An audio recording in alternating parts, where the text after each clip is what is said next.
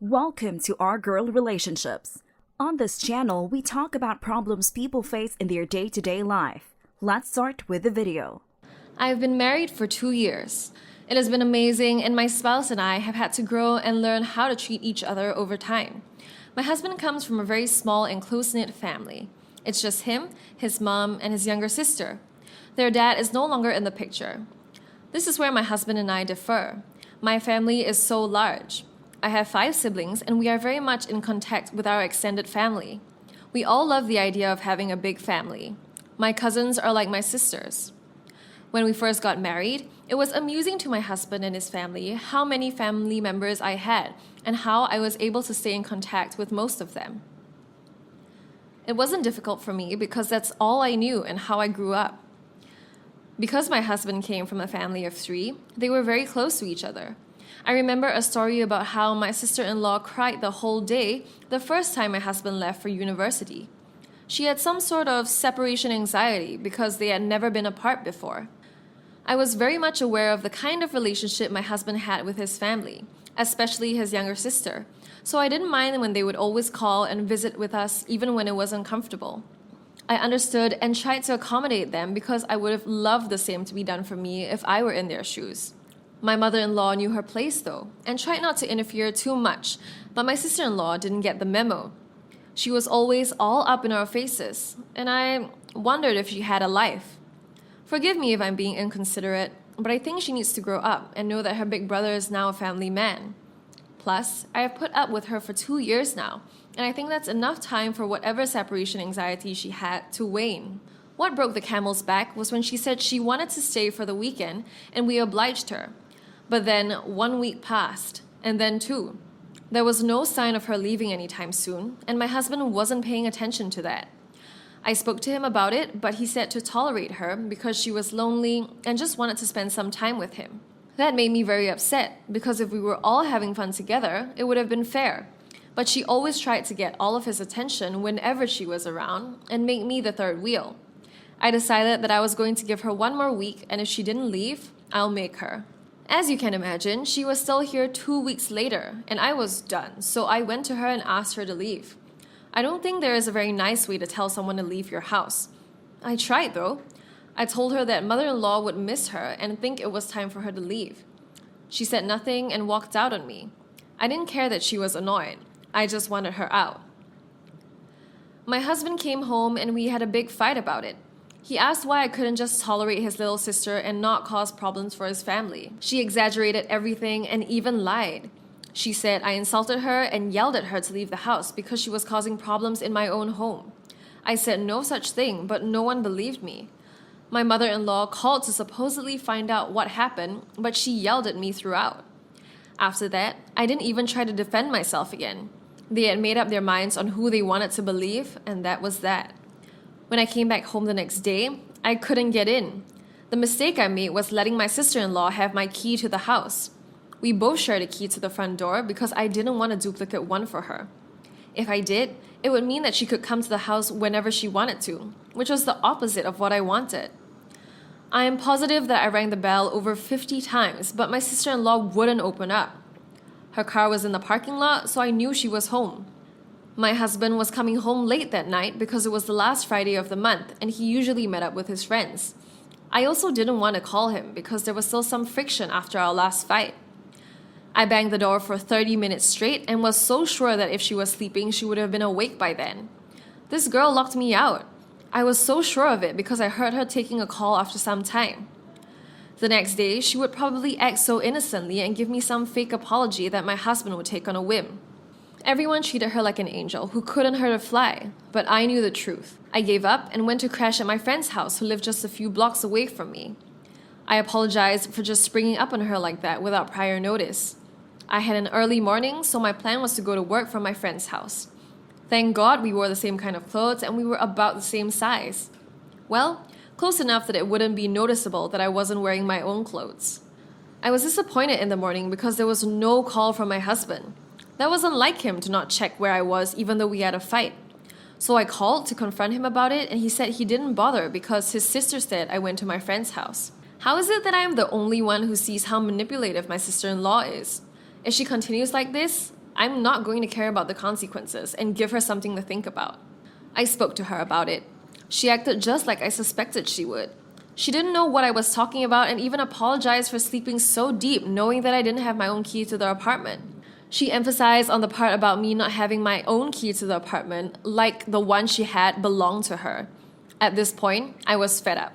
I remembered the conversation I had with my friend the night before, where she advised me to go on a date with my husband and speak to him sincerely about what has been happening. I thought the date was a good idea because I was tired of fighting with him. I sent him a text while at work for us to meet up at our favorite spot that evening. I wanted to make him feel special, so I left work early and went home to dress up. I wore one of the dresses he loved to see me wear. When he arrived, we ordered food and had a good time. I told him that I had missed us. He sighed and apologized for the way he treated me because of his sister. He said he was used to giving her what she wanted because she never met her father and he felt obliged to just be there for her. He realized that it was affecting our relationship and he wanted to make amends, so he was going to speak to her. I was so glad that I didn't have to say anything and he just figured it out on his own. I didn't want to be accused of coming between him and his family again. I decided not to tell him about what she did because I felt a little bad for her, since she had never met her father and I didn't want her brother to be upset with her.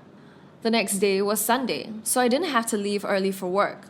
I heard my sister-in-law crying and yelling at my husband. I guessed he was speaking to her about leaving and she didn't want to go. I wasn't going to draw any attention to myself by coming out, so I waited there till they were done. My husband came into our room and he was upset. I gave him a hug and we just laid there. Some part of me was glad that she got a taste of her own medicine, and another part was judging myself for being happy.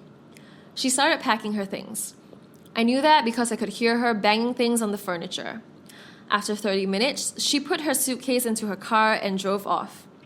I so desperately wanted to get up and do a victory dance, but I didn't because I knew my husband was hurt. It was the first time I had seen him scold her like that. You would not believe what happened. We went to my mother-in-law's to celebrate her birthday. We were going to have lunch. At the table, my sister-in-law openly apologized to me and admitted that she had lied earlier and purposely locked me out of the house. I told her it was okay, but my husband and his mom were not having it. I could tell that they felt ashamed for not believing me in the first place.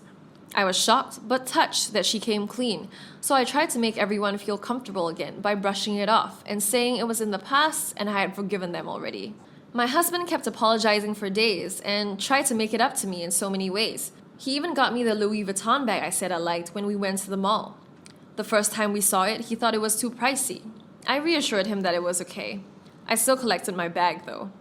I loved how you handled your husband and you didn't file a divorce for irreconcilable differences, which seems to be the in thing these days. True love always wins. I'm rooting for you guys. I also have one brother, and I think you were a little inconsiderate of the sister-in-law. There is no way she could take away your husband. It's not like she could marry him. You should have just tolerated her. What harm could she really cause? Here's the next story. I, 30F, have been with my now husband, 39M, for 2 years, and we've lived together almost that entire time. He has 2 sons, 12M and 10M, who live with us during the weekdays and sometimes weekends. His ex-wife, Carmen, has custody on the weekends. 1. The boys have a complicated relationship with their mom. They felt abandoned by her, leaving the house right after the divorce. They went from a nuclear family to having one parent living an hour away and seeing her only on the weekends. Both have shared they feel their mom engages in favoritism. Her favorites are her kids from a previous relationship. On the other hand, she's fun and takes them to cool places and calls every other night, so she's definitely doing what she can in that regard and is a good mom. 2. Carmen is struggling financially. My husband and I are on the low end of the middle class. My 12-year-old son definitely feels guilty seeing his mom work such a labor-intensive job and the contrast between his life during the weekdays with us and weekends with her. 3. My 10-year-old calls me mom, and my 12-year-old calls me a nickname that means mom in another language, but saves mom for his birth mom. I honestly love them like they're my own and have embraced the mom life. I'll keep the rest short. Carmen doesn't like me, but nothing dramatic has happened. Just general bad vibes. I tread lightly here because 1, she is in a tough position. It's not her fault that she's in a different financial position or that she had to move out of the house and to a more affordable area, whereas my husband didn't when they divorced. 2, I have a great relationship with my mom, and I'm always in disbelief that the boys love me like a mom. I'm afraid she could easily turn them against me. She's their blood, and I'm not.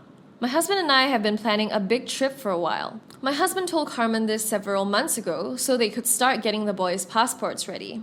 Carmen initially agreed, but once she found out more about the trip, 3 weeks in Italy, hitting all the main tourist traps, all that stuff, she flat out said no, just refused to even talk. I got frustrated and called her, and she basically said, "I'm their mom and I don't want them to go. That's it." And I said, "Really? This is an experience for them. It'll be amazing. Why don't you want your sons to go experience this?" And she cussed me out and said, "No, they're mine, so they can't go." When the boys asked me for updates on the trip yesterday, I told them that their mom said no. I didn't sugarcoat the nonsense like I usually do to preserve their relationship. They were shocked. They've never seen me directly call her out. Both boys were really upset with your mom and said, "Why does she always do stuff like this?" And they're disappointed. My husband feels I shouldn't have told them, and obviously Carmen is going to be pissed this weekend when they go to her. Not the a-hole. Assuming all you did was repeat their mother's refusal without coloring it. She has to own her decisions and how those affect the children. I'm more concerned that the boys responded, "Why always?" And I'm wondering what your husband would have suggested. A lie to preserve their mother's graven image? Who gets thrown under the bus? Not the a-hole. The boys specifically asked you and you answered honestly. I don't think it is your job to sugarcoat their mother's decision, especially if she didn't give you the reason. Carmen or your husband shouldn't have told the boys themselves or told you their plans for breaking the news. Since they didn't, they put you in the awkward position of having to tell the boys yourself, and now they think they have the luxury of taking it out on you for their own poor behavior? Not the a-hole. What else could you have said? I don't normally condone this type of honesty in split family situations, but Carmen offered no alternative instruction. And why should you make up a fake excuse that diverts the kid's disappointment to you? She was the unreasonable and uncommunicative one, and everyone has paid the price for it. Here's the next story. Hey y'all! Almost a year ago, I made a post here about an incident that happened more than half a decade ago, where I was most assuredly an a-hole. Long story short, I'd brought gifts for my niece and nephew. My niece was antagonized by getting a more expensive gift, so I bought my nephew a new laptop to the consternation of my niece and her parents, my cousin's sister, and her husband. Well, the same cousin's sister blew up at me just a couple of days ago, and it was only now that I thought of sharing this here. My nephew scored quite decently in the SATs and, to much of the extended family's delight, has been accepted into a prestigious university. He wants to be an anthropologist. That being said, my nephew's family isn't very affluent. They're not poor by any means, but even with aid, paying the tuition fees would require loans and certain sacrifices on their part. That's where I come in. I don't have kids, and my nephew reminds me a lot of myself when I was young. I told him a while back that whatever profession he wanted to pursue, I'd support him so long as he had the talent and competence. So, I have offered to pay his tuition fees so long as he'll get a part-time job to cover costs such as room and boarding and all of that. I want him to develop a strong work ethic and to ensure he knows the value of money, something I'm afraid he won't learn if I give him a complete free ride. My cousin's sister flipped. Not only is she demanding to know why I can't fully put him through college when I clearly have the funds to do so, and to be fair, she's right, I can, but is also furious that I didn't make this offer to my niece. My niece's ambitions to open her beauty parlor haven't changed, but she chose to put off going to beauty school in favor of working directly in a spa for the last couple of years, which she's still currently doing. My cousin's sister believes had I extended this offer to my niece before she took her SATs, she might not have taken a gap year and then gone to work. Am I the a-hole here? What do you guys think? In my native tongue, we attach the terms brother and sister to first cousins depending on their gender, and it slipped into my English. Sorry for any misconceptions. Not the a-hole. These aren't even your kids. I think it's good, even when the parents do have money, not to pay every single dime towards college. The tuition is the most expensive part. You'll be fine paying for the rest. As for your niece, again, she is not your kid. I'm going to assume she's older since she's already working and the nephew is just getting ready to go to college. Why couldn't the parents help her out? I would imagine beauty school is way less expensive than a 4-year college. In order to open a place, she should also take some business courses at the local community college. But all that should be doable if she's been working a couple of years and her parents are willing to help her out a bit. Why is this all on you?